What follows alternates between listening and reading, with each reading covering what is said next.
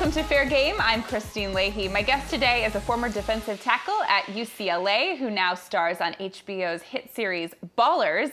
Donovan Carter is here.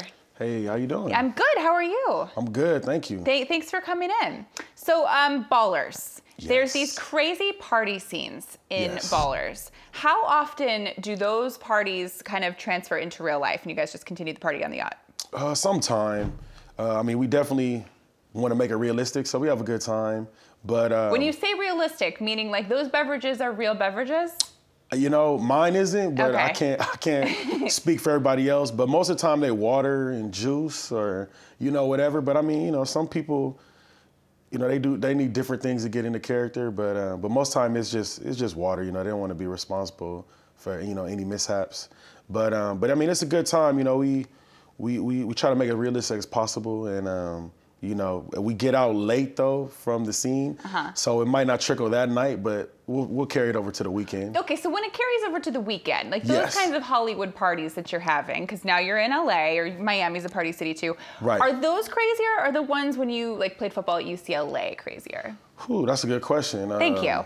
Yeah, I mean, college is just different vibe. You know, we're young and don't care about too much. We're a little reckless, but this time, I mean, these parties are fun too. It's just a little bit more, you know, civilized. But I'll probably say college was a little better. College was a little bit better. Yes, yes. Okay, let's talk about college then. So you were a defensive tackle at UCLA. Yes. And you actually get a chance to go to Oakland Raiders training camp. At what point are you thinking, wait a minute, I think the NFL is going to be my career?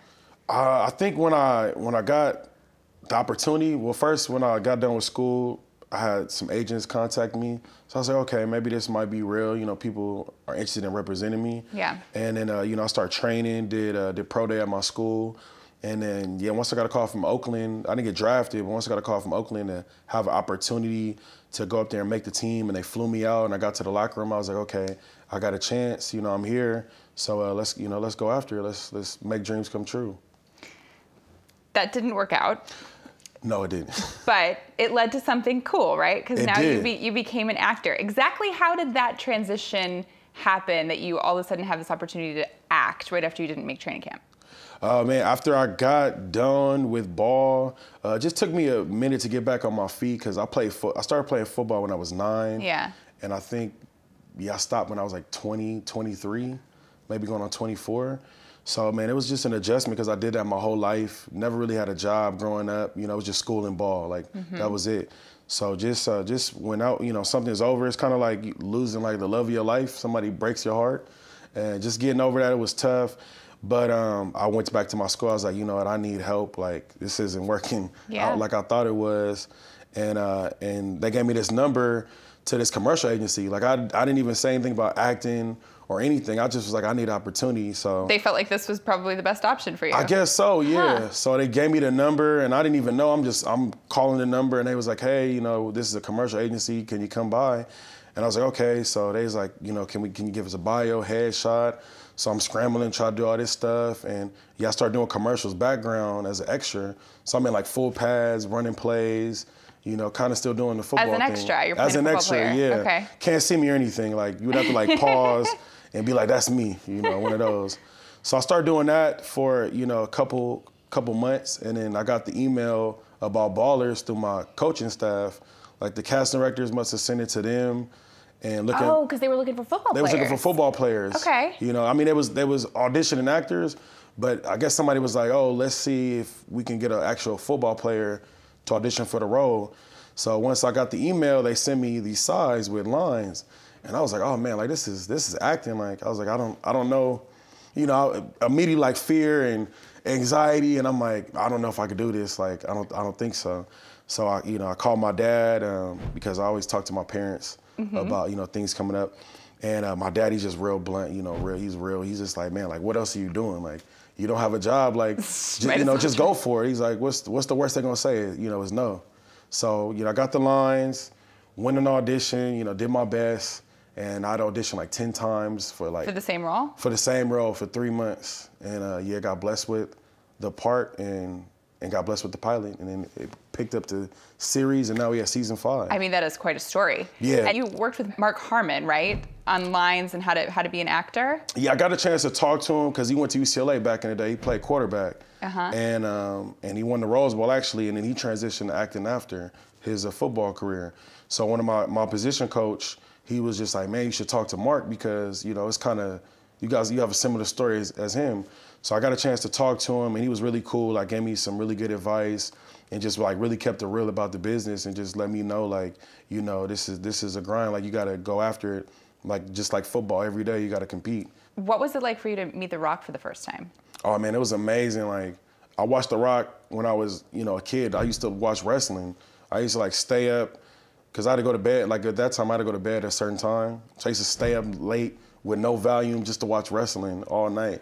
So, it was one of my childhood heroes. So to see him, it was surreal. I was like, man, this is The Rock. And, I had to, like, pinch myself because I thought, like, this is crazy because I'm like, I'm sitting next to, Dwayne The Rock Johnson. Like, this is like, am I supposed to be here? Is this when you're doing a read-through? That's when you met him the first time? Yeah, the table read. I met him at the table read. I mean, it was me, The Rock, all my co-stars, Mark Wahlberg's there.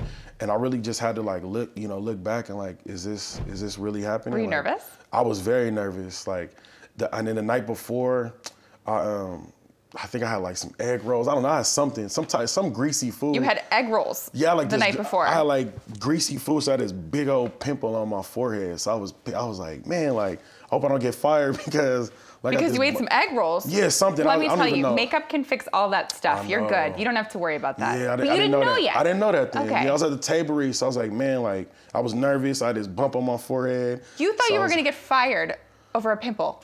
I was nervous, yeah, but oh man, it's okay. It's okay. Yeah, no, you made it through. I made it through. Yeah. I heard you were also nervous on your first scene. Yes. You were forgetting your lines a bit, and I have to hear this story. A little bit, yeah. We did the pilot, and I think I held my composure pretty good. I was doing a good job. I got a little rattled, but I snapped out of it. But then we start shooting the season, the first episode. My first scene was with Dwayne, and I had the first line. Oof. So, I mean, before that, I met him. I was like, oh, it's cool. It's Dwayne. It's cool. So, I don't know, just that day, I think we was in Miami at the Biltmore, and it all just hit me. I said, man, this is The Rock. I'm in Miami. Like, this is crazy. It's a McLaren right there. Like, this camera's just right in my face. So, when they said action, like, just nothing came to mind. Like, I just went. You froze. Yeah, I froze, just went blank. And I'm pretty sure I freaked out because, like, I'm pretty sure I'm sure Dwayne probably seen it.